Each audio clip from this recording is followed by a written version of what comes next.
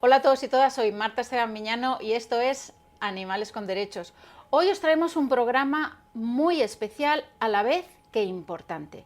Hoy vamos a hablar de las elecciones europeas y lo vamos a hacer con 3 representantes de los 3 partidos políticos que han aceptado venir al programa. Muchos de vosotros os preguntaréis, ¿por qué votar en las europeas? O quizá penséis que os queda como muy lejano, o que lo que allí se decida pues no os afecta en absoluto. Pero la verdad es que sí os afecta y mucho, como también afecta y mucho a los animales. Los partidos de extrema derecha son ya la tercera fuerza política en Europa. Están ya en 9 países y amenazan con entrar en 9 más. ¿Y qué significa esto? Significa que defenderán menos competencias para Europa y más independencia para que cada país haga lo que le venga en gana. ¿Y por qué es esto preocupante? Pues porque entre sus objetivos está debilitar, si no desmantelar, la educación y la sanidad pública. Y de paso, pues la igualdad de género, la libertad de expresión y la protección de los trabajadores. Porque los partidos de extrema derecha que están creciendo en Europa solo creen en la libertad cuando es para los más poderosos, mientras sus discursos populistas esconden en realidad la desprotección y represión de los más desfavorecidos. ¿Pero qué supone para los animales?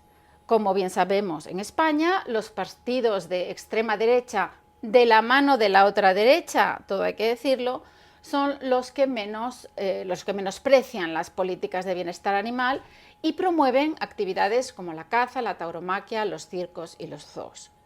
Los mismos que aún niegan el cambio climático y que defienden y fomentan las macrogranjas y la agricultura industrial, con el sufrimiento animal y la degradación del medio ambiente y de nuestra salud que esto supone. Son los mismos que votarán en contra de la prohibición del transporte de animales vivos, del fin de las jaulas, de las mutilaciones de cerdos, de la trituración de pollitos o la reducción del consumo de productos de origen animal. Son los que ya defienden y defenderán dejar de proteger al lobo, mientras fomentan el uso de pesticidas y transgénicos y postergan indefinidamente el uso de combustibles fósiles. Los mismos, en definitiva, que votarán en contra de promover alternativas a la experimentación animal y a favor de dejar fuera del nuevo reglamento europeo de cría y comercio a los perros de caza.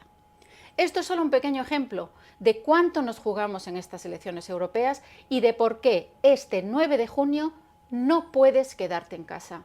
Por tu vida, por la de los animales, simplemente no puedes hacerlo.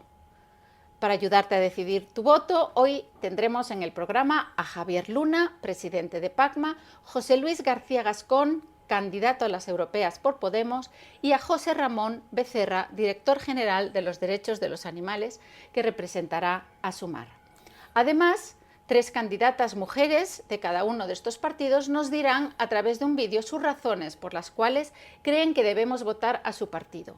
María Marín por Podemos, Elena Vidal por Sumar y Cristina García por PACMA. Por último, el PSOE no podrá estar presente, pero su eurodiputado César Luena también nos hablará a través de un vídeo. No te pierdas sus testimonios, no te pierdas este programa y decide tu voto en estas elecciones.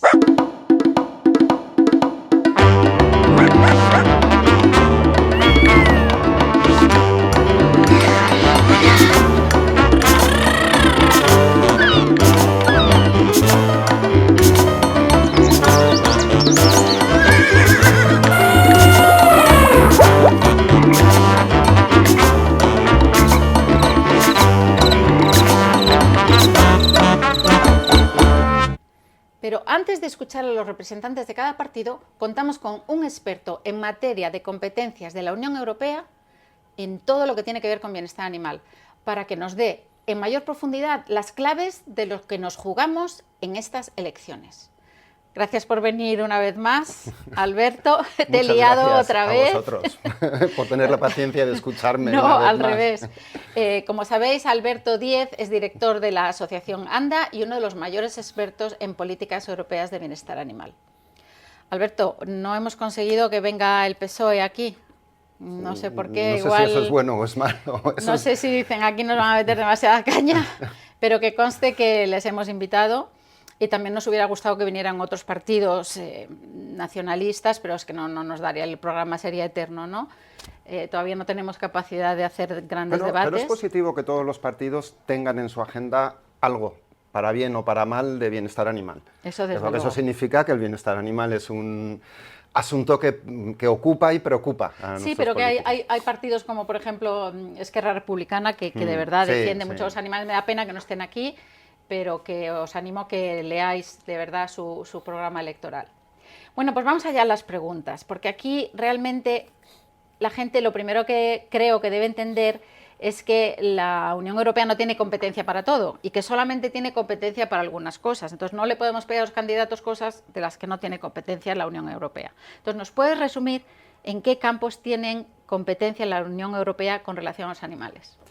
Bueno, la Unión Europea, básicamente, y eso está en el Tratado de Constitución, en el Tratado de Lisboa, la Unión Europea establece que su competencia deriva del intento, la obligación que tiene la Unión Europea de crear unas condiciones comerciales equitativas para todos. O sea, que criar un cerdo en Alemania salga igual de caro en principio para un ganadero alemán que para un ganadero español. Y la única forma de hacerlo es que las normas del juego sean las mismas en Alemania que en España. O sea, no lo hacen por el bienestar animal, sino porque... No nace con ese fundamento, nace con un fundamento de que las reglas del juego económico sean las mismas para todos. Y desde este punto de vista, la Unión Europea básicamente son tres bloques fundamentales, luego hay unos temas transversales, que es los bloques el dedicado a animales de alimentación, a lo que son la ganadería, el otro, agricultura y ganadería, el otro gran bloque es el de animales de experimentación, y el otro gran bloque es la conservación de especies. Luego hay una serie de temas transversales, que no va tanto por bloques, que son los tratados internacionales, el comercio internacional y tal, que bueno, que también lo podemos detallar luego uno por uno. Si vamos por bloques, quizá el más importante, porque se lleva casi el 40% del presupuesto de la Unión Europea, es el bloque de la agricultura y la ganadería. Y también el que incluye más cantidad de animales, ¿no? Imagino. Efectivamente, afecta sobre todo a los animales que se emplean, las especies que se emplean para cría, para alimentación humana, y por otra parte, todo lo que tiene que ver con agricultura intensiva afecta muy negativamente a la vida silvestre. Estamos hablando de millones de pajaritos, de insectos, claro, de pequeños roedores y tal. El lobo. El lobo, o sea, hay una serie de animales silvestres que les afectan las actividades agrícolas y luego a la ganadería, pues las especies que empleamos. Por lo tanto, Europa, aquí el número de animales afectados es brutal. En referencia a esto, hace años se aprobó un pacto, que le llamamos el Pacto Verde, que era intentar cambiar esta agricultura y ganadería intensiva que tanto daño estaba haciendo a los animales, ir transformándola en otro tipo de agricultura y en otro tipo de ganadería, pues, sostenible, resiliente, hay un montón de palabras bonitas, ¿no? Socialmente aceptable, etcétera, etcétera. Y para el desarrollo de este Pacto Verde se definieron dos estrategias. Una, que es la estrategia de la biodiversidad, donde entran los fitosanitarios, pues los pesticidas y tal, que eso desgraciadamente va mal, sí, pero está en pendiente. Otra que es las líneas genéticas, es decir, si tenemos otro día oía, tenemos 3.000 tipos diferentes de tomates y todos nacidos en un laboratorio. Y me decía una experta, hay más tecnología hoy en día en un tomate que en un ordenador. Entonces, recuperar esas líneas genéticas de semillas o de animales, también de razas de animales que son autóctonas, pues bueno, esa era otra de las líneas en esta estrategia de biodiversidad. Y la última, la Ley de Restauración de Naturaleza, que esa va bien, ha salido en el Parlamento por los pelos, por el Parlamento Europeo, pero ahora está pendiente de aprobación en Comisión y Consejo. Bien, lo que trata en definitiva es no solo ir a un modelo de agricultura y ganadería que no perjudica a los animales, sino aquellos lugares en los que ya los hemos perjudicado, por ejemplo, la manga del Mar Menor, pues tomar medidas para recuperarlo, ¿no? Esa es la Ley de Restauración de Naturaleza, que a ver qué futuro tiene. Esto es algo que habría que mirar bien en los programas. La otra gran estrategia, junto a la de la biodiversidad, es la del campo a la mesa, la estrategia del campo a la mesa. Y esto tiene una variable hacia el productor, hacia el ganadero, y otra variable hacia el consumidor. Tenía las dos variables. La del productor incluye el transporte de animales, que estamos en ello, ahora mismo las elecciones lo van a partir por la mitad del proceso, donde lo que se pretende, desde luego, es que lo que transportemos no sean animales vivos, sino que caminemos hacia un futuro en el que transportemos productos elaborados y no animales vivos. Las jaulas, el fin de jaulas para cualquier tipo de animal, no solo gallina, sino también conejos, etcétera. Los mataderos, que habría que actualizar la parte científica de sistemas de aturdimiento, hay que ver qué pasa, hay que tratar también el tema del sacrificio de los pollitos machos, y hay que tratar muy importante el tema qué vamos a hacer con el sacrificio halal y kosher, o sea, con el aturdimiento previo. Ok, todo eso entra. Todo esto estaría en la de mataderos. Tenemos una del etiquetado, que en el otro programa anterior que tuve el honor de atender, ya hablamos algo de ello. Para evitar los greenwashing y para evitar el lavado verde hay que hacer un etiquetado. Entonces, resumiendo ahora, nos estamos jugando la recuperación de ciertos lugares que ya están en mal estado, pero lo que se refiere a los animales, que entiendo que es lo que la audiencia quiere escuchar, transporte de animales, el sacrificio de los pollitos, jaulas, mataderos, el tema de matar sin aturdimiento, ¿ok?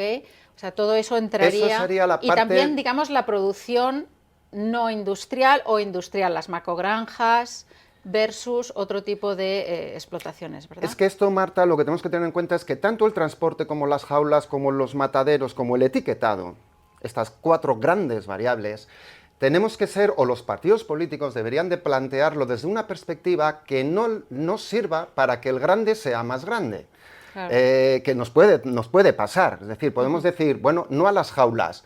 Bien, pues saco los 3 millones de gallinas de una nave, de las jaulas individuales, y las pongo en una jaula colectiva. No hemos solucionado nada, porque sigue siendo un sistema industrial, ¿no? Por lo tanto, hay que ver cada partido político de qué forma quiere hacer esa transición del pacto verde de los sistemas intensivos hacia sistemas extensivos, tanto en agricultura como en ganadería. Y utilizar estas legislaciones de transporte, sacrificio y tal, en conjunción y en coordinación con ese fin. No pueden ser cosas aisladas. No cosa aislada de, bueno... Ok, pasamos al siguiente bloque, que sería... Hay uno importante que es el del consumo, porque también el Pacto Verde indica que el consumo, hay que hacer un consumo de menor proteína cárnica, mayor proteína vegetal, un consumo hay que orientar hacia quizá... un consumo de productos locales, de kilómetro cero, de estas tipas de producciones. Estas políticas que tú dices que hay que hacer a nivel coordinado debe incluir también una labor pedagógica al consumidor, porque si no, pues no se venden esos productos, el consumidor sigue comprando productos de muy bajo coste que suponen más maltrato animal. Evidentemente tiene que ir de la mano, una cosa con la otra. El problema que hay aquí, porque yo al final cuando veo las estructuras de los partidos, esto es Pacto Verde. Ante ciertas protestas que han sido instrumentalizadas, yo creo, desde mi punto de vista, el mundo rural, el Pacto Verde ahora está en un brete, o sea, está que no se sabe qué va a pasar con él. Yo aquí creo que desde cualquier persona amante de los animales debe de apoyar, la salida, que yo no digo que no haya ciertas reivindicaciones del campo que son justas y que tienen razón, pero la salida no es menos Pacto Verde, la salida es más. Claro, es lo que queremos conseguir y por la razón por la cual debemos votar todos, porque si es verdad las predicciones de que va a aumentar la ultraderecha, vamos a perder todos. Aquí lo que hemos visto... Tenemos que ir, Alberto, perdóname, porque haremos más programas, pero si no, se nos va a retrasar con los candidatos.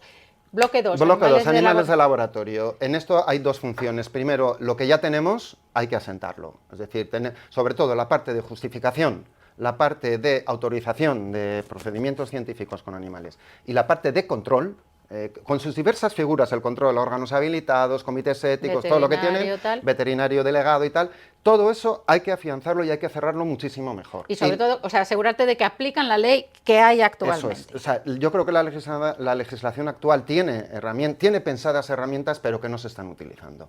Y eso hay que cerrarlo mucho mejor y sobre todo coordinarlo entre Estados miembros, porque el mismo punto de la ley se aplica de una manera en un lado, se aplica, y a la hora de realizar las estadísticas, no todo el mundo cuenta los animales, cada Estado miembro los cuenta de una forma distinta. Ok, entonces aplicar la ley como se debería, ¿no? Y con la regulación legislación que haga falta para ello. Y por otra parte, el otro punto importantísimo es que no nos podemos quedar donde estamos, en métodos alternativos. Todos sabemos que el día que se acabe la experimentación animal va a ser porque tengamos método alternativo para todo, no hay otra vía. Pero claro, lo que no nos podemos quedar es vamos a aplicar la ley donde hay método alternativo y donde no hay miro para otro lado, no, donde no hay, habrá que crear incentivos desde Europa, y financieros, legislativos, de impuestos y tal, para que se investigue en nuevas alternativas. No nos podemos quedar donde estamos. Y esto sería fundamentalmente, a mí me encantaría que en no mucho tiempo, desde la Unión Europea, hubiera una estrategia escrita de qué se compromete cada país, qué ayuda financiera se va a dar, qué instrumentos se van a utilizar para el desarrollo de los métodos alternativos. Eso sería fundamental. Perfecto. Bloque 3. Bloque 3, tenemos la conservación de la fauna silvestre. Aquí, por un lado, tenemos la directiva de zoos, que hay una promesa de cambio, y es fundamental hablar de definiciones. Es decir, hay que ver cómo encajamos zoos, centros de rescate, santuarios, centros de rescate de la naturaleza, centro de interpretación de la naturaleza. Claro, porque ahora lo que hay es o bien núcleo zoológico que no puedes visitar, o bien todo lo que se visita, da igual que se llame rescate, tal, no sé qué, es zoo, ¿no? Es un zoo. Tiene autorización de zoo, luego nadie se llama zoo. Y después todos les ponen otros nombres. Hablan de zoos como centros de conservación de las especies, pero eso no tiene mucho sentido, ¿no? Porque hay especies ahí que no... Vamos a ver, lo que tiene que definir, lo que hay que llegar es a una precisión de definiciones. Hay que fijar bien qué es un programa de conservación. Están obligados a tener programas de conservación, pero un programa de conservación no es criar en cautividad un animal, una especie que no está en peligro de extinción. Eso se llama reposición, pero no es conservación. Entonces hay que ver muy bien la conservación in situ, la conservación ex situ, de qué forma se va a cerrar eso. Otro tema importantísimo en los zoos son los espectáculos, no convertirlos en circos. Y por último, hay que introducir la palabra bienestar animal en los zoos. Le tienen pánico, se habla de enriquecimiento medioambiental, no, hay que hablar de bienestar animal. Tenemos también en vida silvestre los circos, que en España ya está prohibido el uso de animales silvestres en circos, pero en el resto de Europa no. Bueno, no en todos los países. Y eso tiene que haber una directiva que lo especifique. Tenemos el comercio CITES, sobre todo el legal, que es el que alimenta el ilegal. Hay que cerrar bien qué hacemos con el marfil, qué hacemos con la importación de trofeos de caza. Claro, porque si tú lo prohíbes aquí, pero dejas entrar marfil, pues van a seguir matando. O te pueden utilizar como puente, mientras haya legal, porque en los países de origen es muy fácil algo ilegal convertirlo en legal. Entonces, al tener la puerta abierta al comercio legal, estás invitando en origen a que aumente el comercio ilegal. Y luego, esto sería CITES con respecto a la conservación de fauna alóctona. En conservación de la autóctona, aquí hay varios puntos.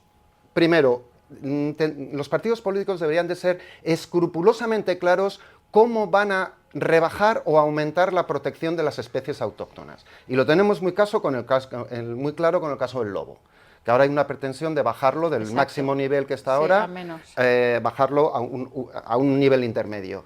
Y aquí tienen que ser claros los partidos. Y ante la duda, si es hacia arriba, te diría, bien a todo. Ahora, cuando se trata de bajar los niveles de protección, hay que ser muy escrupuloso y muy cuidadoso con esto. Y lo tienen que dejar muy claro en los programas. Y luego, respecto a las especies invasoras, secuestradas, porque no querían venir ni invadir, les llamamos secuestradas.